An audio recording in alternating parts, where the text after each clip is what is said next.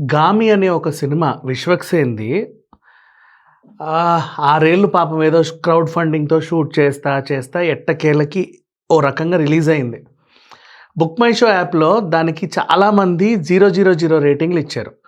Of course మన రివ్యూలు ఇచ్చిన రివ్యూయర్స్ అయితే బాగుందని చెప్పినప్పటికీ, బుక్ మై షోలో మాత్రం ఏదో పిచ్చి పిచ్చి రివ్యూలన్నీ ఇచ్చారు. ఇది బాలేదు యాక్ యాక్ అని. సరే యాక్ సినిమే ఎవడు చూడకండి. 2 రోజులో 3 రోజుల్లో థియేటర్‌లో సందడి చేసి వెళ్ళిపోయింది. సంతోషం. తర్వాత అదేంటో ఓటీటీలో రిలీజ్ అయిన తర్వాత ముబ్బడిగా చూసి జనాలు ఎక్కడో తీసుకెళ్ళి పెట్టారు ఆ సినిమాని.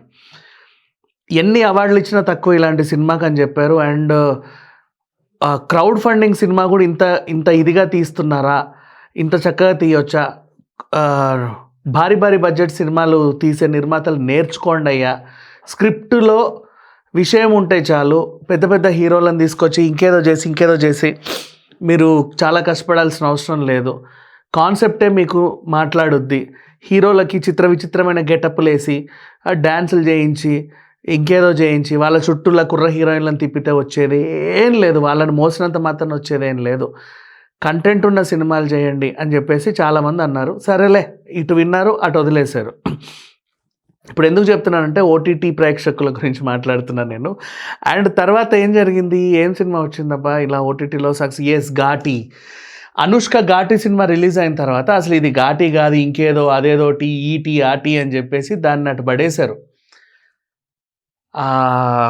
ఈస్టర్న్ ఘాట్స్ వెస్టర్న్ ఘాట్స్ గురించి హిమాలయాల గురించి మీరు చదువుకుంటారే తప్ప అక్కడ నిర్మించే సినిమాలని మీరు అసలు ఎందుకు చూడరో తెలియదు, ఆ ప్రకృతిని ఎందుకు ఎంజాయ్ చేయరో తెలియదు. గామి కూడా అంతే, అటు హిమాలయ సైడ్ ఏదో ఆ ప్రకృతి అందాలన్నీ చూపించింది వాళ్ళకున్న బడ్జెట్లో ఇంకా చెప్పాలి అంటే. నెక్స్ట్ ఇప్పుడు ఇటువైపు ఘాటి ఈస్టర్న్ ఘాట్స్లో వచ్చినటువంటి సినిమా, అక్కడ లోపల శీలవతి అనే ఒక అరుదైన ఇది ఉంటుంది, వాళ్ళ జీవనాధారం అదే. ఘాటీలు కొండలెక్కి జీవనోపాధం చేస్తారు, ఇంకేదో చేస్తారు.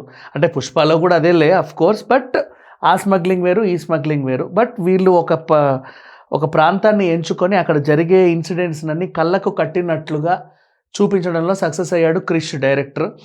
అసలు అలా తీసుకెళ్ళిపోయింది ఆ ప్రాంతానికి, నిజంగా అక్కడ ఇంత జరుగుద్దా అని.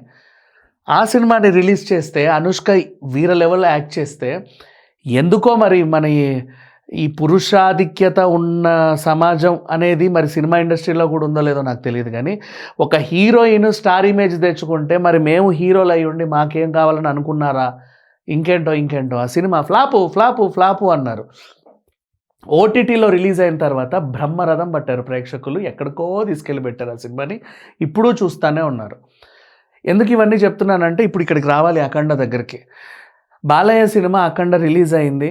కమర్షియల్ ఎలిమెంట్స్ కోసం బాలయ్య సినిమా చేయలా, ఆయన అందచందాలు ప్రదర్శించడానికి చేయలా, ఆయన విన్యాసాలు చూపించడానికి చేయలా, ఆయన చుట్టూ కుర్ర హీరోలు తిరిగి ఏదో ఎగిరెగిరి డ్యాన్సులు చేయాలని చేయలా. ఇంకా చెప్పాలి అంటే స్టార్టింగే ఆల్రెడీ ఉన్న హీరోయిన్కి దండేశారు. నెక్స్ట్ ఇంకొక అమ్మాయి సిట్యువేషనల్ పరంగా తీసుకొచ్చి ఒక సాంగ్ ఏదో ఎంటర్టైన్మెంట్ కోసం ఉన్నా కూడా పాపం ఆ హీరోయిన్ కూడా ఇంటర్వెల్ లోపే చంపేశారు. తర్వాత ఆయన వయసుకు తగ్గ పాత్రని ఆయన పోషిస్తా దాన్ని ఎక్కడికో తీసుకెళ్ళి, నేనంటూ ఒక సినిమా ఇప్పుడు చేస్తున్నానంటే నా నుంచి జనాలకి ఏదో ఒక సందేశం వెళ్ళాలి అని చెప్పేసి సనాతన ధర్మం గురించి చాలా నీట్గా క్యూట్గా చెప్పడం జరిగింది.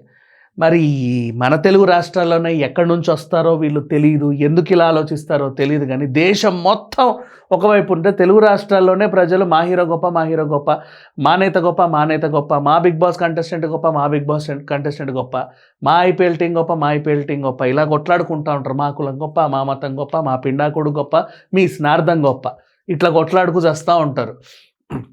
ఆ కొట్లాటలు కాస్త ఈ సినిమా ఫ్లాప్ అని ఒక వర్గం అదే పనిగా థియేటర్లోని అయినప్పటికీ థియేటర్లో నీట్గానే ఆడిందిలే, లాంగ్ రన్ ప్రాబ్లం ఏం లేదు, ఉండకుండా చూడాల్సిన వాళ్ళని చూడకుండా చేశారు.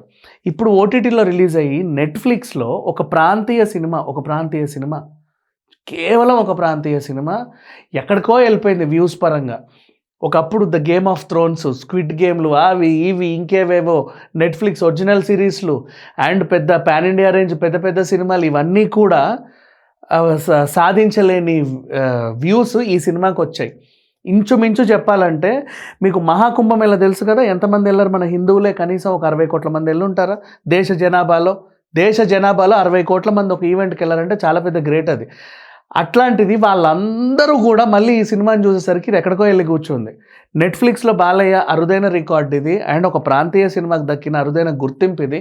నార్త్ వాళ్ళు కూడా చాలా బాగా ఓన్ చేసుకొని సినిమా చూస్తున్నారు. ఇటు ఛత్తీస్గఢ్ కానీ, బీహార్ కానీ, అటు ఒడిస్సా కానీ, భాష వచ్చినా రాకుండా హిందీ లాంగ్వేజ్లోనో లేకపోతే ఇంకేదో లాంగ్వేజ్లోనో వాళ్ళకి అర్థమయ్యే లాంగ్వేజ్లో చూస్తా, లేదా సబ్ టైటిల్స్ ఇంగ్లీష్లో చూస్తా పీపుల్ ఆర్ ఎంజాయింగ్. ఈవెన్ ఎన్ఆర్ఐలు కూడా అరే ఎందుకు మిస్ అయ్యాం మేము ఈ సినిమా అని చెప్పి చాలా బాధపడుతున్నారు. ఇట్లాంటి ఒక సినిమా దేశ విదేశాల నుంచి కూడా వాళ్ళు చూస్తున్నారు. అప్పుడెప్పుడో ఇండియాలో ఏదో జరిగిందంట, పెద్ద మహాకుంభ అంట, ఏంటది అప్పుడు రాలేని వాళ్ళు, చూడలేని వాళ్ళు ఈ సినిమాలో చూసి ఎంజాయ్ చేస్తున్నారు. పైగా మన సనాతన ధర్మం అంటే ఏంటి, దేవుడి గురించి మనం చెప్పాల్సింది ఏంటి, ఇవన్నీ కూడా నేర్చుకుంటున్నారు. అదే ఆ నమ్మకమే, ఆ డైరెక్టర్ నమ్మకమే, ఆ హీరో నమ్మకమే, ఆ ప్రొడ్యూసర్ నమ్మకమే ఈరోజు నెట్ఫ్లిక్స్ నిలబెట్టింది. ఎందుకంటే థియేటర్లో సరిగ్గా ఆడలేకపోవడం మన కర్మ, మనం చేసుకున్న దురదృష్టం. ఎందుకంటే మనలోనే ఉంటారు శత్రువులు, కావాలని అదేంటిది సినిమాలను ఫ్లాప్ చేయడం, కావాలని నెగిటివ్ రివ్యూలు ఇవ్వడం, కావాలని ఇంకేదో చేయడం. ఎందుకు పనికిరాని సినిమాలు, అసలు ఆడుతాయా లేవా అని తెలియని సినిమాలనేమో అర్రర్రర్ర ఈ రోజు ఇన్ని కోట్లు, ఆ రోజు అన్ని కోట్లు, పాడుకోవడానికి కూడా చాలా ఇబ్బందిగా ఉన్నటువంటి చెత్త నీచమైన లిరిక్స్తో వచ్చే దరిద్రమైన పాటల్ని కూడా వరల్డ్ రికార్డ్ అందరూ అసలు ఈ పాటే వింటున్నారేమో అని చెప్పేసి వినిపించి టార్చర్ చేశారు. ఇట్లాంటివి కూడా మనం చూసాం. అయినప్పటికీ కూడా అందరి మనసుల్ని కదిలించింది అఖండ ఈరోజు ఈ పొజిషన్లో ఉంది అంటే, నిజంగా చెప్పాలంటే సనాతన ధర్మం ఈరోజు భారతదేశ వ్యాప్తంగా చాలామంది కూడా ఓన్ చేసుకుంటున్నారు. ఇంకా చెప్పనా మీకు బాగా అర్థమయ్యేలా చెప్పాలంటే, ఇప్పుడు సమ్మక్క జాతర జరుగుతుంది, పక్కన పెడదాం. నిన్న మొన్న కూడా ఈ గ్రామ దేవతలకు సంబంధించిన చిన్న జాతరలు జరిగాయి. కానీ మీరు మొన్న లాస్ట్ ఇయర్, ఇప్పుడు అదే ఇయర్ ఎండింగ్లో తిరుమల తిరుపతికి వెళ్ళిన జనాలను చూశారు మీరు, వైకుంఠ దర్శనాలకు వెళ్ళిన వాళ్ళని చూశారు మీరు, ఇప్పుడు అరుణాచలం గిరి ప్రదర్శనకి వెళ్ళే వాళ్ళని చూస్తున్నారు మీరు. గుళ్ళకి వెళ్ళే వాళ్ళ సంఖ్య పెరిగింది. ఏమో వాళ్ళు అక్కడికి వెళ్ళి రీల్స్ చేసుకుంటారా, దేవుడిని పూజిస్తారా, ఇంకేం చేస్తారా, అది వాళ్ళ ఇష్టం. కానీ నిజం చెప్తున్నా, ఫ్యామిలీ పరంగా ఈ మధ్యకాలంలో గుళ్ళకి ఎక్కువ వెళ్ళే సంఖ్య పెరిగింది. ఈవెన్ చిన్న గుళ్ళకు కూడా ఒకప్పుడు 100, రోజుకి 150 వచ్చే జనాలు కూడా ఇప్పుడు 1000, 2000, 3000 వెళ్తున్నారు. అంతెందుకు, చిన్న తిరుమల అనే పేరుతో ఒక చిన్న గుడి కట్టారు ఎక్కడో, వాళ్ళు కూడా ఆల్మోస్ట్ స్టార్టింగ్ రోజు 1500, 2000 మంది వస్తూ ఉంటే మొన్న ఒక రోజు తొక్కిసలాట జరిగే రేంజ్కి వెళ్ళింది. అంటే వాళ్ళకు కూడా తెలియట్లే ఎన్ని ఏర్పాట్లు చేయాలి, అంతమంది జనాలు వస్తారా రారా అని. ఆ రేంజ్లో ఈ మధ్యకాలంలో చాలామంది గుళ్ళలోకి వెళ్తున్నారు. అది మంచి విషయమే. అండ్ హనుమాన్ కానీ, మిరాయి కానీ, ఇలాంటి అఖండ కానీ, లేకపోతే ఇంకేమైనా కాంతారా కానీ, మనకు సంబంధించకపోయినా, తెలిసినా తెలియకపోయినా దైవత్వం ఉంది అంటే చాలా సినిమాలకి ఆదరణ పెరుగుతుంది. ఎక్కడో తీసుకెళ్ళి పెడుతున్నారు. హనుమాన్ సినిమా కూడా మీకు తెలుసు, ఆ చిన్న లాస్ట్ క్లైమాక్స్ ఎలిమెంటే సినిమా నిలబెట్టింది. ఈవెన్ మిరాయి కూడా అంతే. అట్లా ఈ సినిమా ఈవెన్ ఇక్కడే కాదు, ఎందుకు నార్త్లో బాగా ఎంకరేజ్ చేస్తున్నారంటే, మీకు మంచి ఎగ్జాంపుల్ కార్తికేయ సినిమా. నిఖిల్ది కార్తికేయ సినిమా ఇక్కడ రిలీజ్ అయ్యి ఏదో సైలెంట్గా కూర్చుంది. ఆ టైంలో బాలీవుడ్లో థియేటర్ సీన్ లేక ఖాళీగా ఉంటే ఒక ప్రింట్ తీసుకెళ్ళి ఊరికే సరదాగా వేశారు, 4 ప్రింట్లు. అది కాస్త 3000, 4000 ప్రింట్లకు వెళ్ళింది.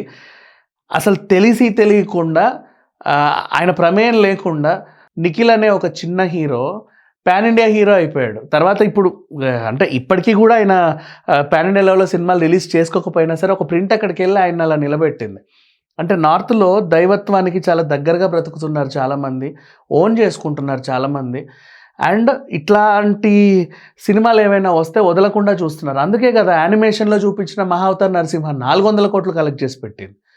సో ఇట్లాంటి సినిమాలు చాలామంది ఫ్లాప్ అన్నా ఏమన్నా కూడా ఏదో రకంగా జనాలు చూస్తారు, ఆదరిస్తారు అనేది మాత్రం ఇప్పుడు నెట్ఫ్లిక్స్ సాక్షిగా నిరూపితమైంది. నెట్ఫ్లిక్స్లో ఇప్పటివరకు అత్యధికంగా వీక్షించినటువంటి సినిమాల్లో ఒకటిగా అఖండ నిలబడింది అంటే అఖండ పార్ట్ 2 నిలబడింది.